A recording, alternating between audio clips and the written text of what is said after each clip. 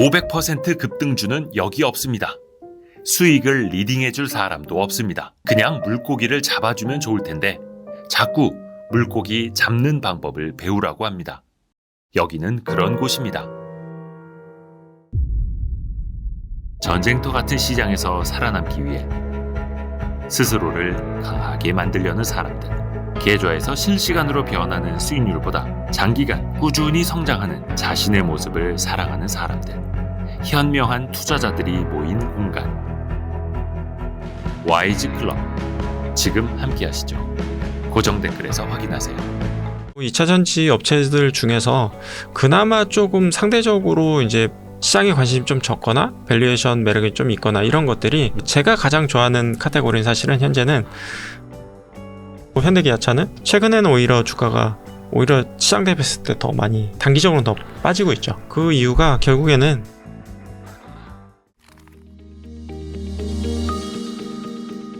근데 약간 그 중국 쪽에서도 공급 과잉 이슈가 좀 많이 있고 네. 가격도 많이 떨어지고 있고 리튬 값도 네. 많이 떨어지고 있고 그래서 약간 심리적으로 네. 지금 중국에서 저렇게 가격이 떨어지는 게 물론 이제 그들의 시장과 우리의 시장은 좀 다르기는 한데 네. 뭔가 이게 국경을 넘어서 좀 영향을 미치지 않을까 하는 게 약간은 있더라고요. 근데 2차 전지가 약간은 좀 분리가 된 것 같아요. 그러니까 중국 시장하고 북미 시장 이렇게 이제 거대 시장이 이제 분리가 돼서 움직이는 측면이 있다 보니까 네.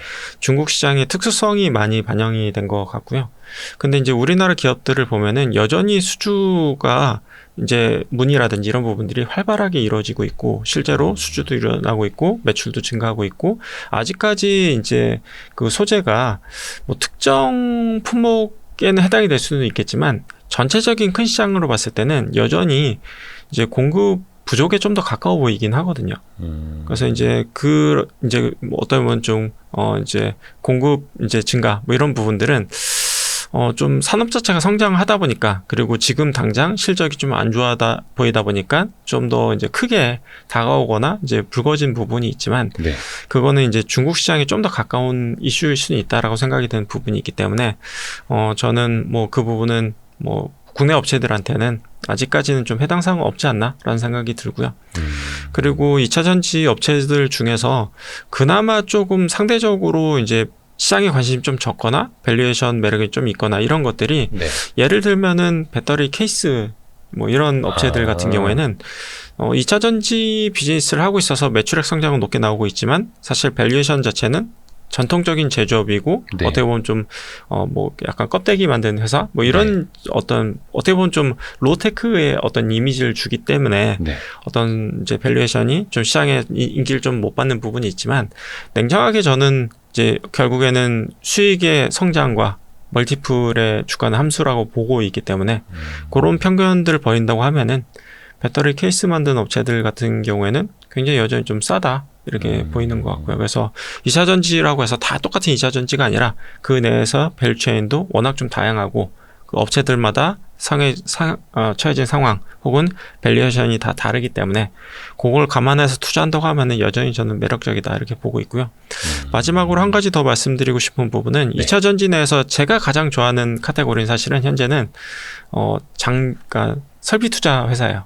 설비 투자? 네, 자동화 설비 회사. 자동화. 네, 2차 전지 이제 셀 업체들이 이제 예를 들어서 뭐 양극재가 됐든 음극재가 됐든 그런 원재료를 나만 싸게 들어오기는 한계가 있는 부분이 있거든요. 네. 그러면 만약에 똑같이 미국에서 제조하는데 내가 원가 경쟁력을 가질 수 있다라고 가지려고 한다고 하면은 결국에는 이제 자동화 설비, 사람을 줄이고 자동화 설비를 늘려서 이제 설비 투자를 해야지만이 결국에는 장기적으로 봤을 때 셀 제조 회사들이 원가 경쟁력을 가져갈 수 있는 부분이 있다 보니까 네.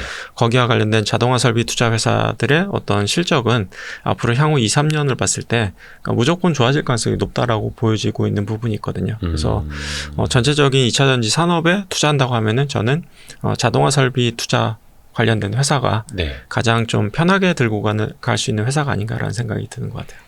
근데 약간 그런 것도 있습니다. 그 소재 기업들에 비해서 네. 자동화 설비라든지 네. 배터리 케이스라든지 이제 멀티플이라고 하는 밸류에이션은 네. 시장에서 되게 박하게 주지 않습니까? 상대적으로는 멀티플이 더 싼 측면이 있죠.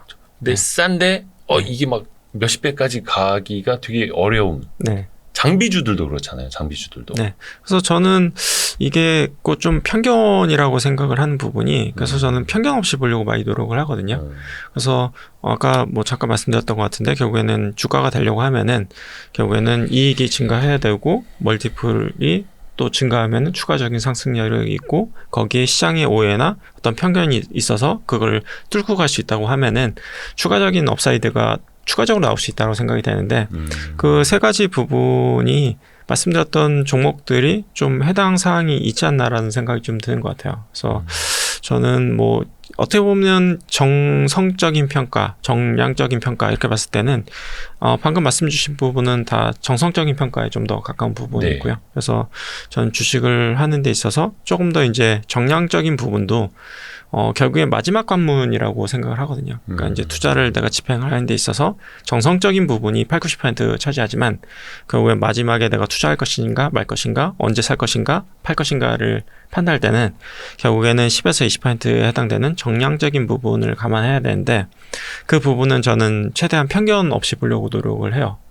그래서 이제 그 편견을 이제 좀 더 걷어내고 본다고 하면은 충분히 상승력이 있는 종목들이 아닌가 싶고 조금 더 좀 맘 편하게 투자할 수 있는 회사가 아닌가라는 생각이 드는 것 같아요. 그래서 현재는 상대적으로 밸류에이션이 싸고 근데 네. 그게 어떻게 보면 이제 실적이 꾸준히 올라와 줄 수 있고 근데 네. 뭐 그러니까 멀티플에 멀티플은 싸고 시장에서 관심 덜 하지만 네. 그러니까 어닝 모멘텀이나 어닝 그로스 측면에서 봤을 때는 충분히 전체적인 시장과 대비했을 때 상대적인 매력이 좀 높은 주식이 아닌가라고 판단되는 것 같아요. 좋습니다. 2차 전지 네. 이야기를 좀 들어봤고 2차 전지를 가져다가 쓰는 자동차 관련 기업들 물론 네. 이제 현대기아차 그룹이 전기차도 굉장히 잘하고 네. 시장 점유율도 많이 올라오고 있고 네. 또 주가도 한때 조금 올랐다가 최근에는 쉬어가고 있는 흐름이긴 하거든요. 네. 근데 많은 사람들이 야 자동차 관련주가 밸류에이션 정말 싸다라고는 이구동성 그렇죠. 이견이 없어. 네. 근데 또 여기에서 한켠에 그게 나오는 거죠. 그럼 하반기는 경기 침체된다라는데 그렇죠. 소비를 줄인다는데 그럼 내년은 이러면서 지금 자동차 관련주가 가야 돼? 말아야 돼? 막 이러고 있는 상황 같거든요. 네. 근데 아까 제가 서두에 말씀드린 부분하고 약간 좀 연결되는 부분이 있는 것 같아요. 그러니까 시클리컬 산업에 해당이 되고 네. 그리고 1분기 실적은 정말 드라마틱하고 좀 서프라이즈 했던 네. 것 같아요. 그러다 보니까 이제 좀 비어있던 섹터이기도 하고 그러다 보니까 이제 적극적으로 이제 빠르게 채우면서 주가가 빨리 올랐던 부분이 있는데 최근에는 오히려 주가가 오히려 시장 대비했을 때 더 많이 단기적으로는 더 빠지고 있죠. 5월 한 하순부터는 네. 좀 조정을 받죠. 그렇죠. 네. 그래서 그 이유가 결국에는 저는 내년을 바라보고 있는 게 아닌가라는 생각이 드는 것 같아요. 내년을 보는 네, 거다. 네. 아니 이제 올해 하반기도 실적은 계속 좋게 나올 거예요. 예.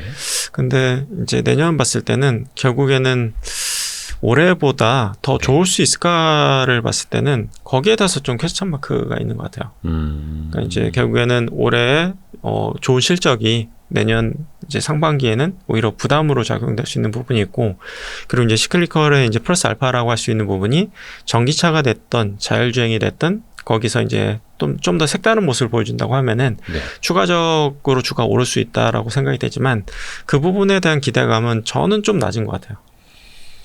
예를 들어서 뭐 전체적인 뭐 G80, 뭐 G90의 뭐 일부 차종이라든지 아니면은 G90에도 지금 좀 잘 못 들어가고 있는데 네. 레벨 3가 만약에 이제 자율주행. 들어간다고 하면은 저는 차를 바꿀 만한 요인이 충분히 될 것 같긴 하거든요. 그러니까 경기는 좋지는 않지만 네. 그래도 차를 좀 오래 타던 사람들을 확 신차 수요로 돌릴 수 있는 트리거. 네. 그래서 이제 전기차가 정말 매력적인 게 나오든지 아니면은 레벨 3가 탑재가 되면서 사람들이 이제 바꾸고 싶은 욕구를 자극할 수 있는 부분이 있다고 하면은 저는 현대차는 추가적으로 현대기아차는 네. 뭐 추가적으로 주가 오른 게 맞다고 하는데 거기에 대해서는 약간 저는 저마저도 약간 퀘스천 마크를 좀 가지고 있고 그리고 이제 올해 실적이 좋았던 부분은 결국에는 이제 인센티브가 이제 적게 지급이 되면서 네. 이제 실적이 좋아졌던 그러니까 어떻게 보면 좀 비용이 좀 덜 반영됐던 부분이 있는데 마케팅 비용 덜 썼던 거. 네, 그렇죠. 근데 이제 내년에는 뭐 내년까지 이게 지속될 수 있을까를 봤을 때는 그 부분에 대한 확신이 좀 잘 안 되는 것 같아요. 그리고 약간 뭐 오래 갈지 얼마나 갈지 모르겠습니다만 노조 좀 이슈도 좀 있더라고요. 네, 근데 이제 저는 노조 이슈는 단기적으로 항상 주가에 반영이 됐었고 늘 멀티플 반영이 돼 있는. 네, 그렇죠. 항상 늘 있었던 이슈고 네. 이제 반영된 부분이기 때문에 저는 그거는 사실 뭐 상대적으로 봤을 때 중요도는 좀 낮게 보고 있는 부분은 있고요. 결국에는 신차 그리고 신차의 매력도 그리고 사람들이 이제 이 현대 기아차를 소비할 만한 뭐 플러스 알파적인 거 전기차 굉장히 획기적인 전기차라든지 네. 자율주행이라든지 이런 부분이 있지 않는 한은 플러스 알파의 어떤 밸류에이션을 허들 좀 넘기에는 좀 확실히 부담이 있지 않나라는 생각이 좀 드는 것 같아요. 근데 이제 반대로 생각할 수 있는 부분은 예. 아까 이제 하이닉스나 이제 삼성전자보다는 IT 부품이 난 것 같다라고 네. 말씀드렸던 부분이 있듯이 자동차도 자동차 완성차보다는 중소형주가 훨씬 매력도가 좀 높은 것 같아요. 아, 부품이요? 네. 오, 그래요? 그래서 1분기에도 보면은 자동차 부품 회사들이 실적이 되게 좋았어요. 그쵸. 네, 그 이유가 뭐 결국에는 작년까지는 현대 기아만 좋았는데 이제 원재료 가격이 올랐었는데 그게 이제 부품 가격에 충분히 전가를 못하면서 부품 회사들의 실적은 작년까지도 엄청나게 안 좋았었거든요. 네. 그리고 이제 원재료 가격 상승뿐만 아니라 이제 그 물류 비용이 증가하면서 이제 이중고를 겪었던 부분이 있는데 올해 이제 1분기부터는 원재료 가격이 낮은 원재료 가격이 이제 투입되면서 실적이 좋아지기 시작을 했고 이제 물류 비용도 감소하기 시작을 했다라는 부분이 있죠. 근데 여기까지만 봤을 때는 이제 퀘스천이 들 거예요. 그러면은 추가적인 업사이드가 있어? 네. 라는 이제 의문이 들 수 있는데 그렇죠. 그 업사이드가 생기고 있는 것 같아요. 그 업사이드는 뭐냐면은 글로벌하게 봤을 때 테슬라를 비롯해가지고 전기차와 관련된 캐펙스가 빠르게 증가하고 있고 네. 향후 2년간 이제 관련된 설비 투자도 많이 되면서 이제 부품에 대한 수요도 계속해서 증가할 것 같거든요. 그래서 이제 전기차와 관련된 부품을 이제 납품할 수 있는 회사들 같은 경우에는 특히나 1차적으로는 이제 테슬라의 러브콜을 많이 받고 있는 상황이고 네. 실제로 수주도 많이 받고 있는 상태이고요. 그리고 실제로 매출 비중도 많이 증가하고 있는 상태인 거죠. 그래서 이제 테슬라뿐만 아니라 제2, 제3의 테슬라가 이제 만약에 수주를 이제 발주한다라고 했을 때는 네. 국내 이제 부품 회사들의 어떤 원가 경쟁력은 충분히 글로벌하게 봤을 때도 경쟁력이 있는 상태이거든요. 그래서 이제 국내 부품 회사들이 가장 디스카운트를 받았던 가장 그 컸던 요소는 현대기아차 매출 비중 의존도가 너무 높다라는 거였어요. 네, 그런 부분들이 의존도도 낮아지면서 매출액의 활로도 찾을 수 있고 그리고 전기차와 관련된 신규 아이템도 발굴돼서 추가적으로 매출이 발생한다고 하면은 결국에는 전기차 관련된 것들이 어찌됐든 ASP, 그러니까 그 객단가도 평단가. 객단가도 좀 높은 상황이기 때문에 확실히 유리한 것 측면들이 자동차 부품 회사들한테는 조금 붙어주고 있다라고 보이는 부분이 있어서 상대적으로 현대 기아차보다는 이제 부품 회사들이 더 좋은 것 같다. 와, 일부 부품주들은 또 뭐 날아간 것들도 있고 네, 역시 크게 오르더라고요. 네, 완성차보다 부품들이 아웃퍼폼하고 있네.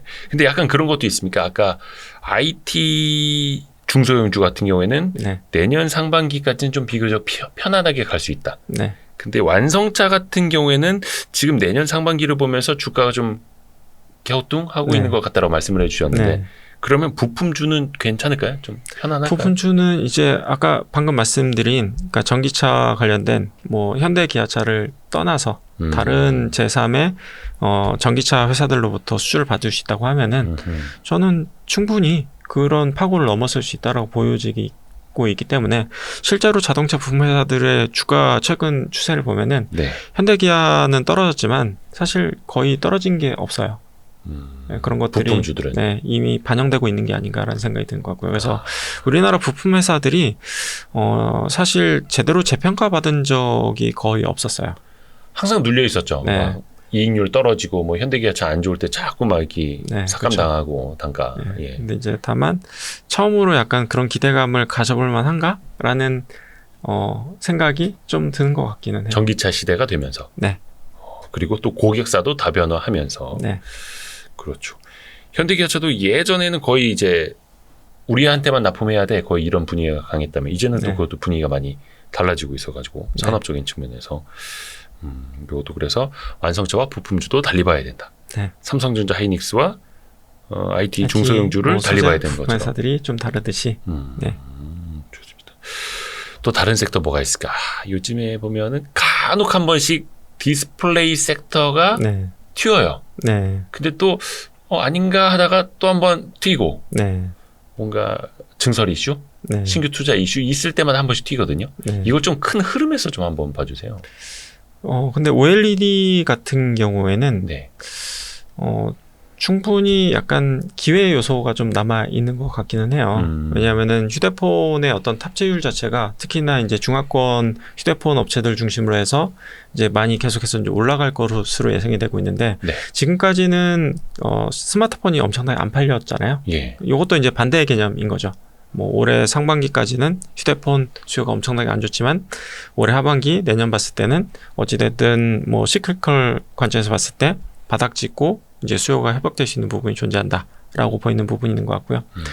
그리고 이제 애플이 사실 스마트폰에는 이미 OLED가 대부분 채택이 됐는데 그 태블릿 같은 경우에는 이제 아이패드 같은 경우에는 아직 네. OLED 채택이 안 된 걸로 알고 있거든요. 근데 이제 그게 이제 만약에 내년부터 된다고 하면은 전체적인 시장이 이제 추가적으로 개선될 수 있는 부분. 마지막으로는 이제 뭐 자동차에도 OLED가 많이 이제 디스플레이에 많이 네. 이제 장착이 되는 부분이 있거든요. 네네. 뭐 그런 부분을 감안했을 때는 다시 한번 이제 개선될 수 있는 부분, 업황 관점에서 봤을 때는 스마트폰이 저점 찍고 회복이 되고 플러스 알파 될 수 있는 부분은 뭐 패드의 적용이라든지 혹은 자동차에 적용된 부분이 넓어지는 부분이라든지 이런 부분들 감안했을 때는 전체적으로는 시장이 조금 좋아질 가능성이 있어 보인다라고 생각이 되는 것 같아요.